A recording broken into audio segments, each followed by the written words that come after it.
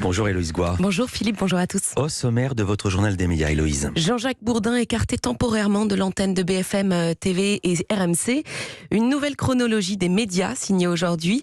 Et puis une enquête sur le bizutage dans le sport, c'est dans le journal L'Équipe. Mais d'abord, les audiences qu'ont regardé les Français. On commence par hier soir ou par le week-end? On commence par samedi soir. D'accord. France 3 s'est imposé en tête des audiences avec la fiction Le Prix de la Trahison. La fiction portée par Mimi Mati a attiré 3 300 000 téléspectateurs. C'était 17% de l'ensemble du public. TF1 était en deuxième place avec La Chanson Secrète. 3 210 000 téléspectateurs. L'émission s'est néanmoins imposée sur cible. Elle a attiré 30% du public féminin. Et puis une déception pour le prime des grosses têtes de Laurent Ruquier sur France 2 qui n'a attiré que 10,9% du public. À noter également que France 5 a battu un record. Échappée belle proposait une escapade dans le Périgord qui a attiré 1 510 000 Français devant leur écran. C'est le meilleur score de l'émission pour cette saison. Et puis on remonte encore un peu dans le temps. Qu'ont regardé les Français vendredi soir? Eh bien on prend les mêmes et on recommence Philippe. France 2 toujours en tête avec Candice Renoir. 5 140 000 téléspectateurs étaient devant l'épisode final de la saison 9. Un score encore supérieur à la semaine dernière. En deuxième place, c'était encore TF1 avec Ninja Warrior. Un score stable par rapport à la dernière émission avec 3 410 000 téléspectateurs. Des chiffres qui ont tout de même placé TF1 en leader sur cible, encore une fois, puisque l'émission a attiré 27% des femmes de moins de 50 ans responsables des achats. Et puis, encore une belle performance pour M6 qui s'est classé troisième avec Maison à vendre. 2 170 000 Français étaient devant l'émission présentée par Stéphane Plaza. Culture Média. On va tout vous dire. Les audiences d'hier soir ne sont pas encore tombées. On fait le journal des médias et si on a les audiences, on vous les donne en fin de ce journal. Journal des médias qui démarre avec cette info qui concerne Jean-Jacques Bourdin. Il est écarté de l'antenne de BFM TV et de RMC. Et oui, cela fait suite à une accusation d'agression sexuelle. On vous en parlait la semaine dernière. Le journaliste est accusé d'avoir tenté d'embrasser contre son gré une collègue en 2013. La semaine dernière, le directeur général de BFM TV, Marc-Olivier Fogiel, avait tenu à maintenir Jean-Jacques Bourdin à l'antenne tout en indiquant l'ouverture d'une enquête interne. Mais hier midi, dans un communiqué publié sur le site de BFM, le groupe Altis a indiqué qu'à la demande de la direction, le journaliste se retirait temporairement des antennes BFM et RMC. Le texte précise que, je cite, « ce retrait temporaire de l'antenne permettra d'éviter les instrumentalisations politiques et médiatiques de cette affaire ». Fin de citation. Une décision qui fait suite à l'émission politique La France dans les yeux de mardi dernier. Valérie Pécresse avait pris la parole sur les violences sexuelles. Elle avait aussi précisé qu'elle s'était posé la question de sa venue dans l'émission suite aux accusations envers Jean-Jacques Bourdin. Et par la suite, le candidat Yannick Jadot avait de son côté annulé son passage dans l'émission. Et alors, qui pour remplacer Jean-Jacques Bourdin à l'antenne? Eh bien, Apolline de Malherbe se charge de l'interview politique de 8h30 à partir de ce matin. Elle a commencé tout à l'heure. Et pour le prime politique, La France dans les yeux, c'est Bruce Toussaint qui prendra la place de Jean-Jacques Bourdin. Dans son communiqué, le groupe Altis rappelle également que Jean-Jacques Bourdin conteste vigoureusement les faits dénoncés et bénéficie de la présomption d'innocence. On continue avec la signature aujourd'hui d'une nouvelle chronologie des médias. Et oui, ce midi, les représentants du cinéma et des diffuseurs se rendront au ministère de la Culture pour signer les nouvelles règles qui concernent l'ordre et les délais d'exploitation des films au cinéma. Cette signature fait suite à de nombreuses négociations ces derniers mois.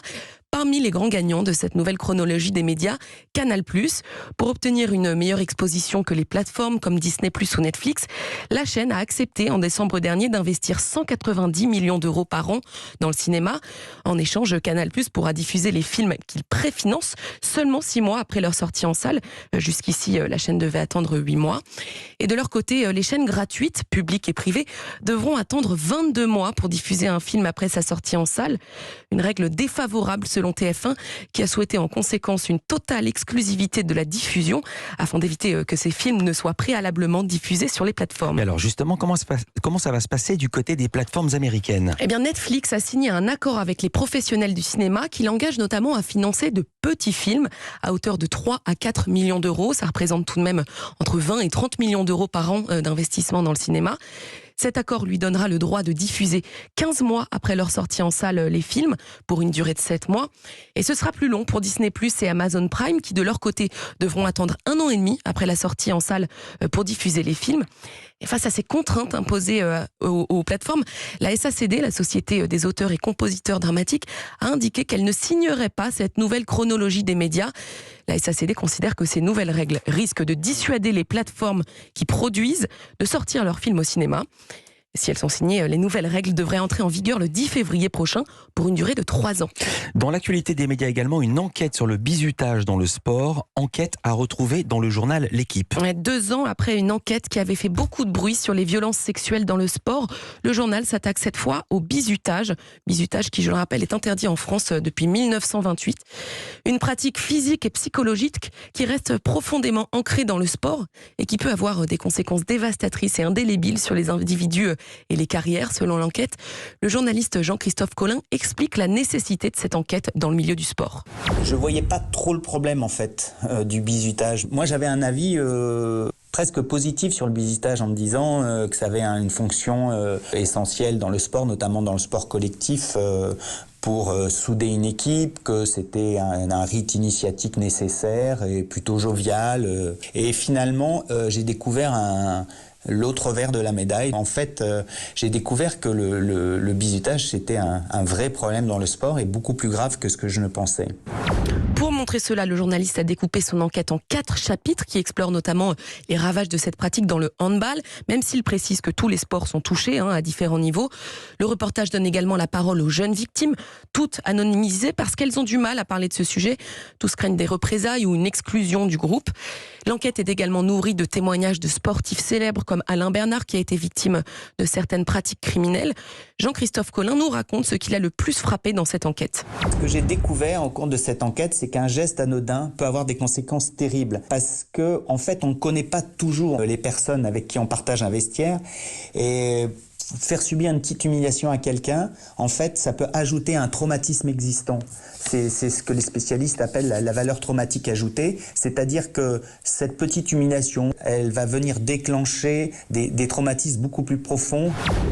Une enquête qu'il a également menée pour tenter d'ouvrir les yeux du monde du sport. L'idée, c'est de taper un peu du poing sur la table. C'est une vraie problématique et qui est encore trop présente dans le sport et même à très haut niveau. Et donc l'idée, à travers cette enquête, c'est de dire il faut que ça cesse. Il faut aujourd'hui, la société évolue et aujourd'hui, il y a des pratiques qui ne sont plus acceptables en 2022. Cette enquête intitulée Bizutage, enquête sur le fléau du sport est à retrouver demain dans le journal L'Équipe et l'article sera disponible dès ce soir sur le site L'Équipe Explore. Les audiences, est-ce qu'elles sont tombées ou pas du tout, Héloïse ? Alors, les audiences d'hier soir, je peux vous dire que TF1 était en tête avec le film Catastrophe San Andreas, 3 860 000 téléspectateurs. Derrière suivait le film Sibylle sur France 2 avec 2 890 000 téléspectateurs. Et derrière France 3 avec la série britannique inédite Les Enquêtes de Morse qui a convaincu 2 290 000 téléspectateurs. M6 était au pied du podium. Il faut parler d'M6 parce qu'hier il y a eu une grosse campagne sur Twitter. Je boycotte M6 parce qu'il y avait un reportage consacré à l'islamisme et son implantation dans la ville de Roubaix. Les scores, 4e. Eh bien 2 110 000 téléspectateurs, soit 10,6% de part d'audience. Merci beaucoup Héloïse Goua. Toutes ces infos à retrouver dans notre newsletter média. Inscription gratuite sur europe1.fr. À demain pour un nouveau journal des médias.